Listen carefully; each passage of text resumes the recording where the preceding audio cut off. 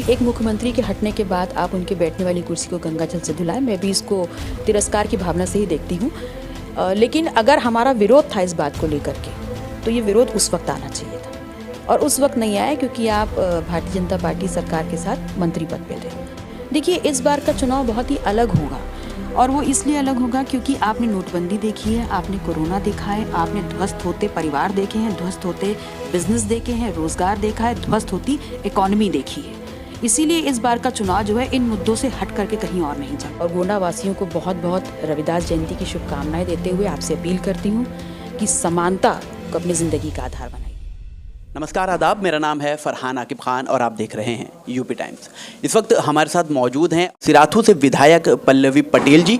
इनसे हम बात करेंगे। कई ऐसे मुद्दे इस वक्त देश में लगातार बढ़ रहे हैं और राजनीति को गर्म कर दिया है। ऐसा करना गलत नहीं होगा कि सबसे पहले अगर हम बात करें रामचरितमानस को लेकर स्वामी प्रसाद मौर्य जी ने जो बयान दिया, क्या स्टैंड है आपका और आपकी पार्टी का? देखिए, रामचरितमानस हो या कोई भी और धर्म ग्रंथ हो, हर धर्म ग्रंथ में कुछ ना कुछ ऐसा लिखा है जिसको आप मानते हैं, जिसको आप नहीं मानते हैं।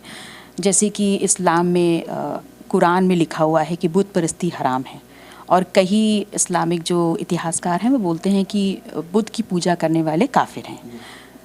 मैं विश्वास नहीं करती तो मैं नहीं मानती। ऐसे ही ये लिखा हुआ है बाइबल में कि धरती जो है रोटी तरह चपटी है, मैं उस पर विश्वास नहीं करती, मैं इसको नहीं मानती।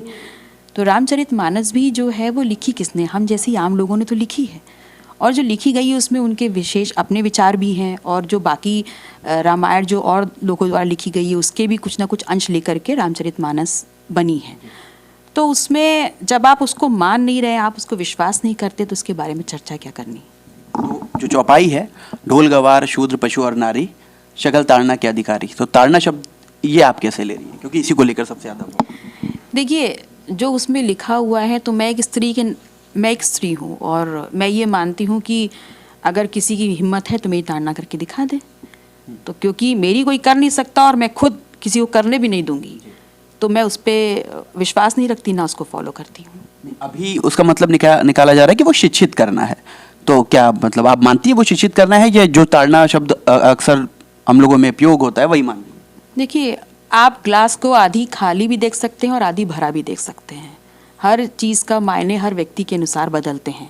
मैंने इसको जैसा समझा मैंने उसको वैसे ही बताया कि मैं एक स्त्री हूँ, मेरी ताड़ना का अधिकार किसी को नहीं है, ना मैं किसी को करने दूंगी।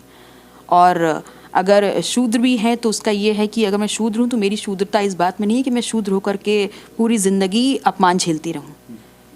मेरा फ़र्ज़ ये है कि मैं शूद्र होने के फ़क्र को जीऊँ और उस आंदोलन को इतना बड़ा खड़ा कर दूं कि ये शब्द और ये भावना जिस तिरस्कार के साथ जुड़ी है वो लोगों के दिमाग से हट जाए।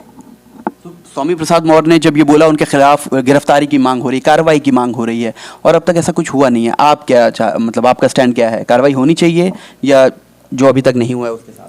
नहीं, मेरा ये मानना है कि शब्द हटाने या जोड़ने से कोई फ़र्क नहीं पड़ता।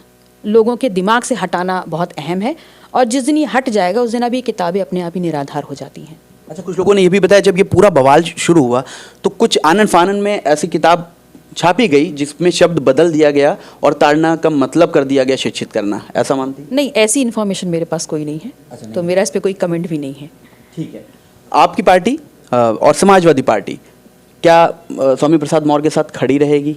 जिस तरह से अगर हमने आरजेडी की बात की, वहाँ से चंद्रशेखर ने जब ये बयान दिया वहाँ से मामला निकला और पार्टी उनके साथ खड़ी रही, यहाँ तक कि बोर्ड तक उनके सपोर्ट में लगा दिया गया। क्या समाजवादी पार्टी भी यही करेगी? देखिए, समाजवादी पार्टी के साथ हम गठबंधन में रहे हैं और समाजवादी पार्टी स्वामी प्रसाद मौर्य जी के सपोर्ट में है या नहीं है ये उनका विचार है और उनके कहे हुए शब्दों पे जो हम कह रहे हैं वो हमारी पार्टी का विचार है। अब इसको आप सपोर्ट भी ले सकते हैं, इसको आप सपोर्ट में खड़ा होना ना भी ले सकते हैं, लेकिन हम अपने विचार तो ज़रूर व्यक्त कर सकते हैं। बिल्कुल। अच्छा, कल इसको लेकर आपने एक बयान दिया कि स्वामी प्रसाद मौर्य ने देर कर दी।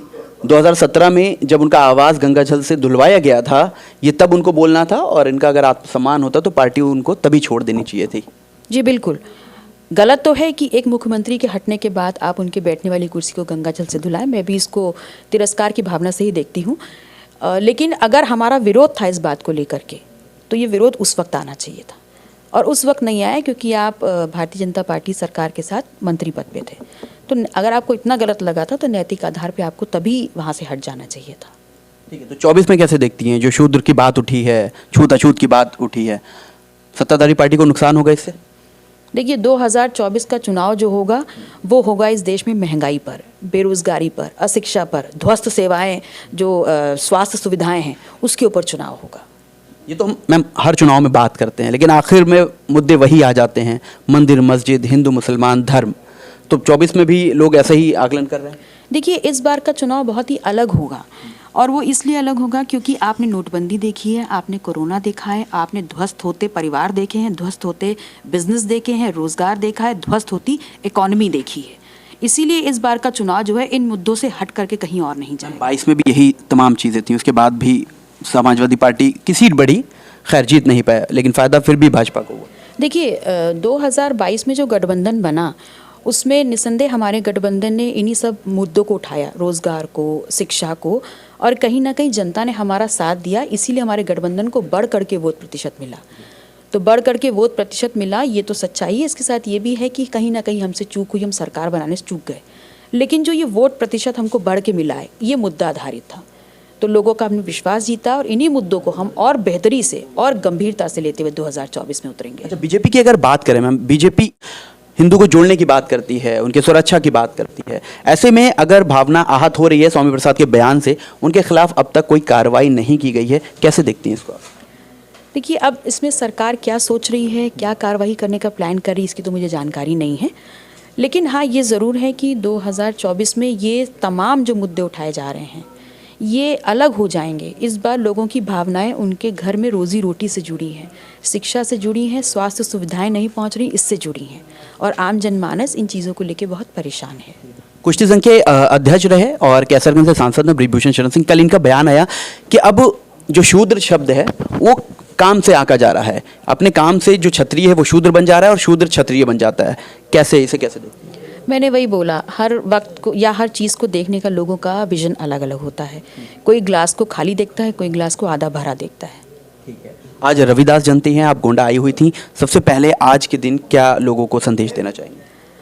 संत रैदास का एक मूल वचन था, सामाजिक सम्मान और समानता, और इसी के उद्घोष के साथ, इसी विचार के साथ पूरी ज़िंदगी जी है, और इसको हर व्यक्ति को अपनी ज़िंदगी में अपनाना है।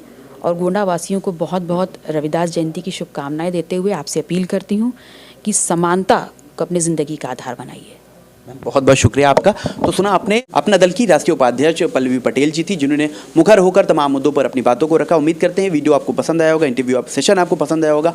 आप ऐसे तमाम अपडेट्स के लिए, ऐसी खबरों के लिए देखते रहिए यूपी टाइम्स में। फरहान आकिब खान, मुझे दीजिए इजाज़त। धन्यवाद।